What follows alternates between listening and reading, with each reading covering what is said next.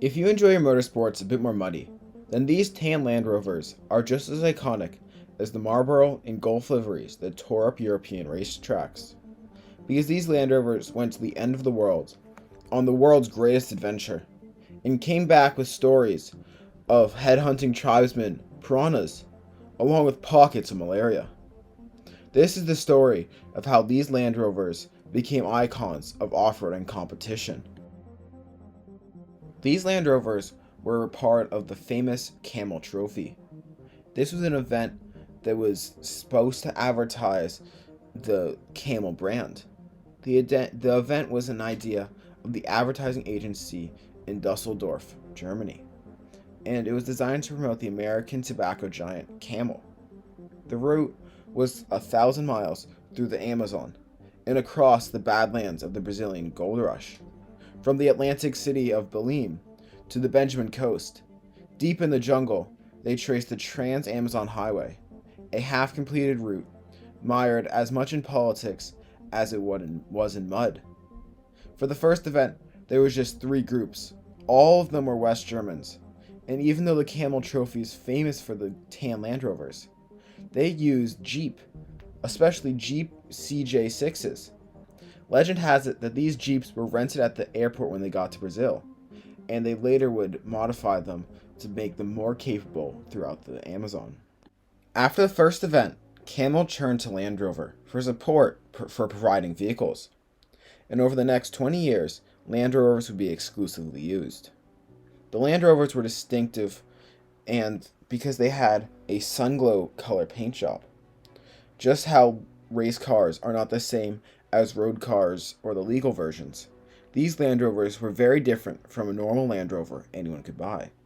This is because Land Rover's Special Vehicles Operations Department toughened up these Land Rovers with things like off-road tires. This time, there were 5 teams consisting of 8 men and 2 women. All participants were from Germany once again. They faced everything along this route, from volcanic mountain ranges to out in the north to 10-foot deep rapids in tropical swamps in Sumatra South. The next event the following year was held in snake-infested Zaire. Here, cars navigated hundreds of miles at a steep angle and incline, and frequently turned over. Attempting to make tea and was reporting 109, a journalist knocked over an oil stove. This caused a Land Rover to blow up and laid waste to an entire village, but luckily there was minimal damage to everything else. Upon reaching remote settlements, supplies would be given to locals as well as medical aid.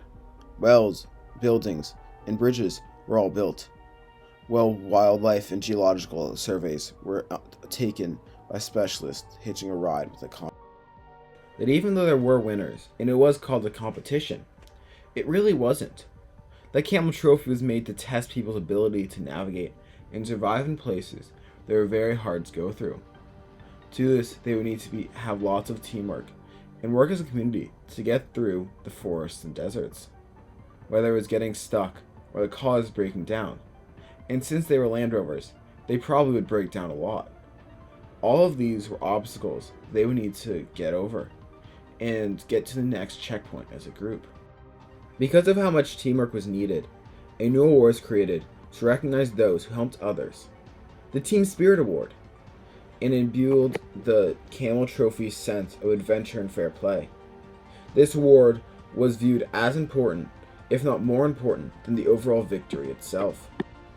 One of the reasons that there was so much teamwork needed was the lack of equipment that the teams were given. What they got were Land Rovers. They were equipped with off-road modifications. There was enough water for them to last the whole trip. But they were expected to trade for most of their food. And what did the organizers give them to trade? Well, Camel cigarettes, obviously. I don't know what the organizers were thinking. I know it was sponsored by Camel. But somehow the group still made it, even with the limited food and the cigarettes to trade. In 1989, Land Rover released a new model, the Discovery, a new truck based on the Range Rover Classic platform. The Discovery would define Land Rover's success in the 1990s, becoming the halo car for the brand. It would also define the balance of the Camel Trophy event, with the Discovery taking the mantle of the team vehicle from the Defender, starting with the 1990 event, with exception for the final Camel Trophy in 1998. The Discovery would define the rest of the event's life, in being the iconic Camel Trophy car. The Camel Trophy was growing in popularity. By the end of the decade, the Camel Trophy had become quite a big deal. In 1989, over a million would-be explorers applied for the 28 spots. As the Camel Trophy gained an insane amount of popularity, the event changed. The event was normally held in tropical rainforests, with mud pits or rivers, or in deserts trying to survive in the driest weather conditions. But in 1991, they went to the Soviet Union in Serbia. Camel and Land Rover put particular focus with the Mayan world in the mid-1990s.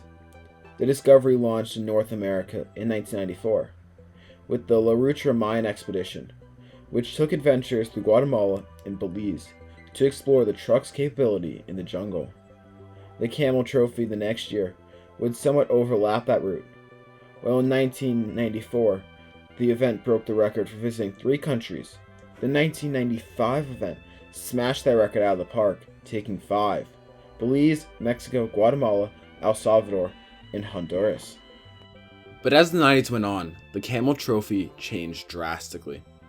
Instead of just focusing on Land Rovers and the off-roading expedition, instead they focused on tasks such as kayaking, orienteering, and mountain biking. Even they created another trophy called the Tasks event. This led a bunch of the original fans to leave since of the large changes. This along with Land Rover pulling out because they didn't want to be seen with Tobacco Company. And even though they looked at Honda and Ford, without Land Rovers, the Camel Trophy would be nowhere near the same. The final straw on the camel's back was the restrictions on tobacco companies in advertisement. Camel could no longer create their magazine that made the Camel Trophy originally famous, and gave publicity of the Camel Trophy to millions before. After the Camel Trophy, there was an attempt to create an off-road competition like it from Land Rover and Camel, the Land Rover G4 Challenge. It was a global advertisement competition, and it was a successor to the Camel Trophy. It has an off-roading driving at its core. It was practically the same thing, but the Camel brand was not officially affiliated with it, even though it definitely was. But it's unlikely the event would have lasted much past the early 2000s, and without the formal Camel name attached to it, the money that were put into it was nowhere near the same. It is practically impossible that we will ever see a new Defender or Discovery painted in a sand glow with a rebooted Camel Trophy for the 2020 season, solely due to the implications and complications of the Camel name. But the legendary accomplishments that happened in this event during the 80s and 90s continue to rub off on Land Rover nevertheless, and people still make commemoration builds with modern Land Rovers. There is still a ginormous following for the Camel Trophy, where they participated in the events or just dreamed of plotting their nation's flag on the front bumper and their name written in black text on the front fender.